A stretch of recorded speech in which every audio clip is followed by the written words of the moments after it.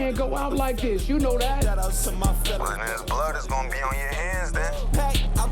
Oh, you wanna do this? I got into this by myself. I'm gonna get out of it by myself.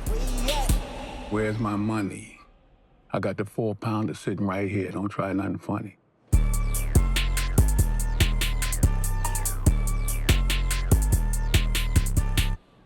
Highest to Lowest is the newest film from Spike Lee. It's his first movie since Defy Bloods. Well, that was the year he also did the American Utopia. That's true. Yeah.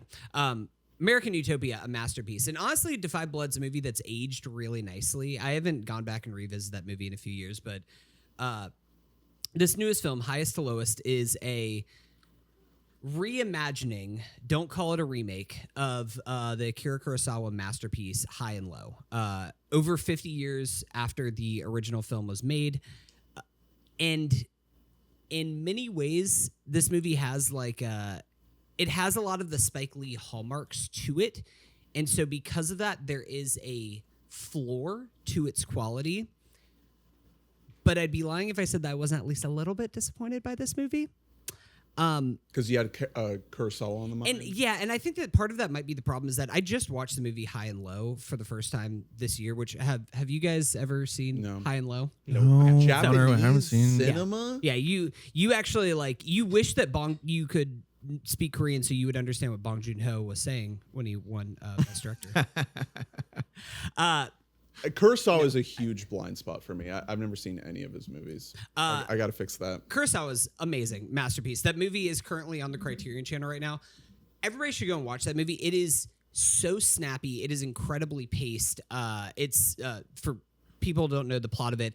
It is centered around a CEO, or not a CEO, but like a chairman of a shoe company who is planning a takeover of the company because he's trying to he's essentially getting edged out, and he's like, fuck you guys, I'm gonna buy you out and this is gonna become my company now.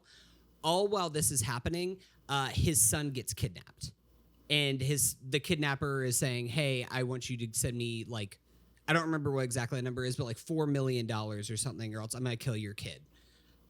Extortion. The extortion thing. And so it's like, oh my God, okay, I have to give up this money right now to save my child.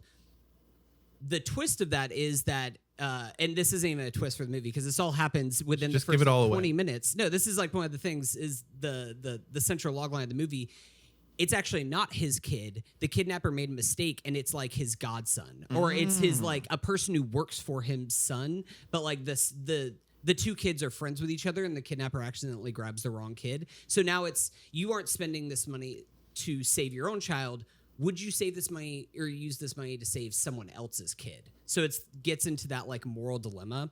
This is a modernized version of that tale. So instead of doing a shoe company, Denzel Washington plays the head chairperson of a record label based out of New York. It's, in a lot of ways, some of those choices are very smart. It's a good modernization of the tale, but it can never really escape the shadow of the original High and Low. And I think what I mean by that is High and Low is a movie, it's in the title itself, that it is about classism. And it's about if you are a person who has everything, without getting into spoilers for the original High and Low or Highest to Lowest, you get to know the kidnapper a little bit and kind of his background, and as he looks up to the penthouse of this person who is in a home that is directly overlooking the projects, what kind of power that gives you over the other person. And a lot of those class dynamics are unfortunately kind of lost in this movie. Now, speaking to the pros, it's very, very funny movie, as a lot of Spike Lee joints are. Even if they aren't inherent comedies, they have a lot of comedic elements to them. The cast performances are amazing. Denzel, it's not a surprise. I just watched Malcolm X for the first time a few weeks ago. The Crite. Oh, brother.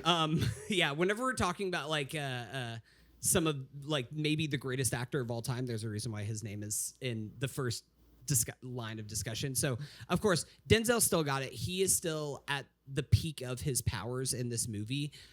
70 years old. Big surprise to me is who plays the kidnapper in this movie is ASAP. ASAP Rocky. Let's go. Young felon.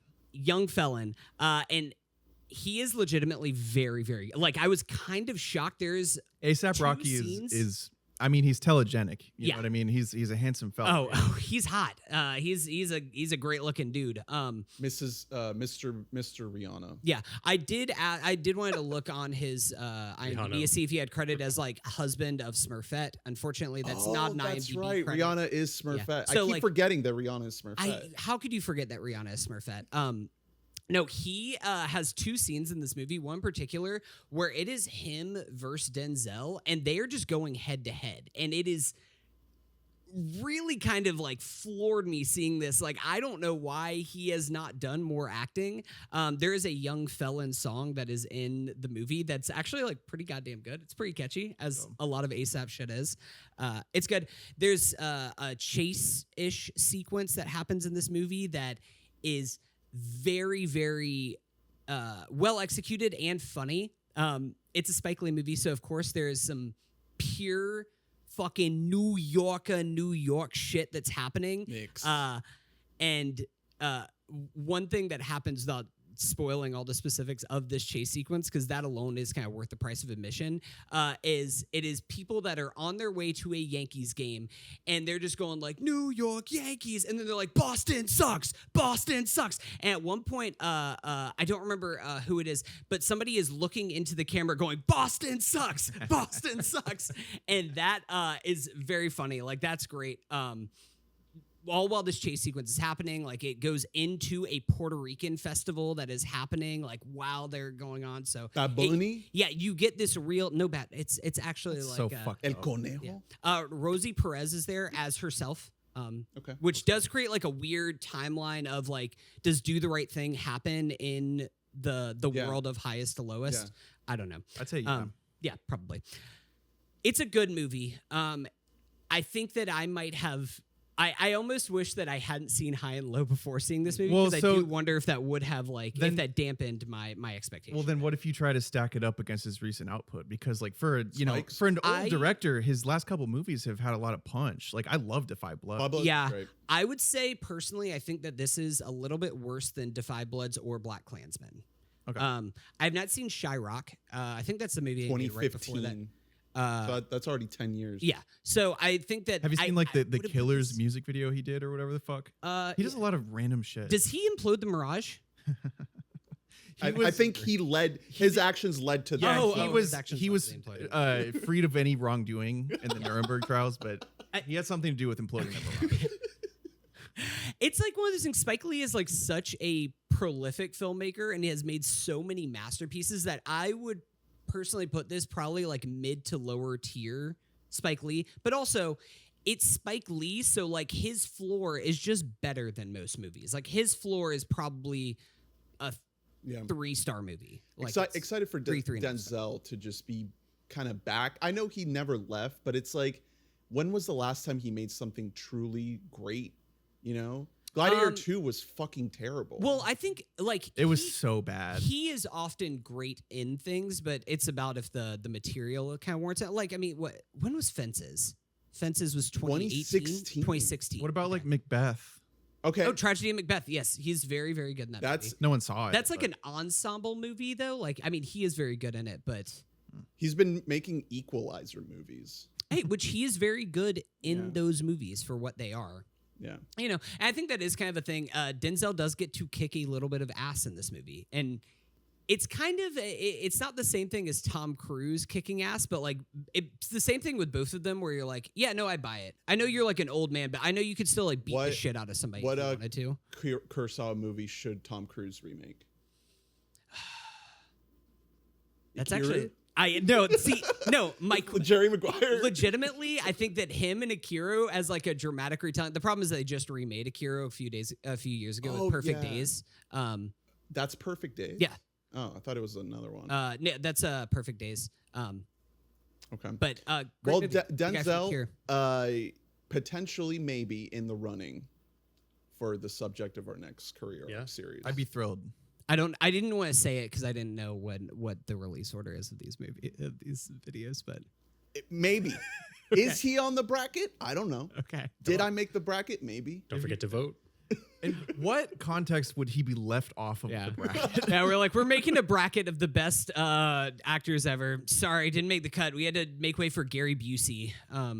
Well, that'd be a cool series. You know, we've been throwing some heaters around. Point Break. Okay. You know, Zach Braff had to be on there. Yeah, but people are clamoring. Mm-hmm. I insisted. Zach Braff director. Yeah, exactly. Now I would watch that. A Denzel remake of a Kurosawa directed by Zach Braff. Yeah. What would they Music do? by Would the they do like Shins. Rashomon? Okay. Hollywood. All right. Call us. Call us up.